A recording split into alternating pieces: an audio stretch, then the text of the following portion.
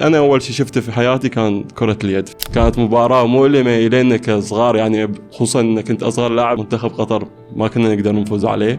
بس كان يعني ضغط أن أنت اليوم تخرج من النور وتروح إلى منافس ثاني، وخصوصا أنا أول تجربة لي خارجية محلية.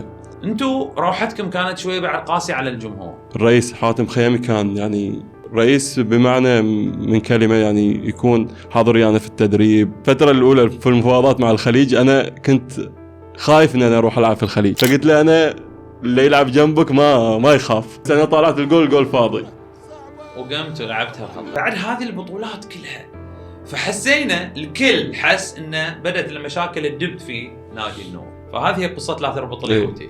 في موضوع عاطفي جدا. أول مباراة ممكن الوالدة تتصل علي في يعني قبل المباراة وتطلب مني الفوز في هذه المباراة. يا ولد يجيب المباراة.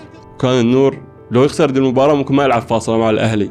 وكانت هي النقطة اللي بتخسركم النخبة. ممكن أروح بعض المباريات كنت مع النور بدون أي تدريب مثلا، أو يكون تدريبي محدود جدا. اليوم الخليج عطى النور فرق كبير.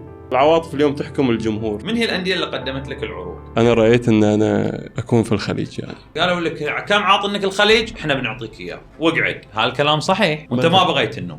معها اسمح لي على اللفظ توان يعني زي مثلا الصفا الموسم الماضي أكيد عور قلبك لما لعبت ضدهم. كثير ممكن أبالغ شوي، لكن أو من رأس الهرم إلى أصغر إداري، يعني من رئيس النادي إلى أصغر إداري بالطواقم الفنية والإدارية، هناك ارتياح كامل من المنظومة كاملة. آسيوية اللي لعبتوها في الدوحة راحت من عندكم، إحنا شفنا كان في بصراحة نوع تحكيمي أو ظلم تحكيمي. طيب أنت فرقت 4 ووصلت للمرمى، قلت لك عندك 2-7 أمتار وتضيعهم في آخر 4 دقائق، تلوم المدرب كيف؟ تقليص اللي هو المحترفين هل راح يأثر على الخليج من ناحية الآسيوية؟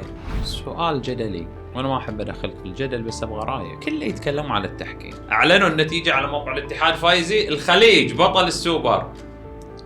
طلع الهدى بطل السوبر. إن شاء الله بعد هذه الحلقة يا أبو عبد العزيز الكل اللي بيسمع الحلقة لازم يشترك، وبنوصلها مع عبد العزيز 10,000.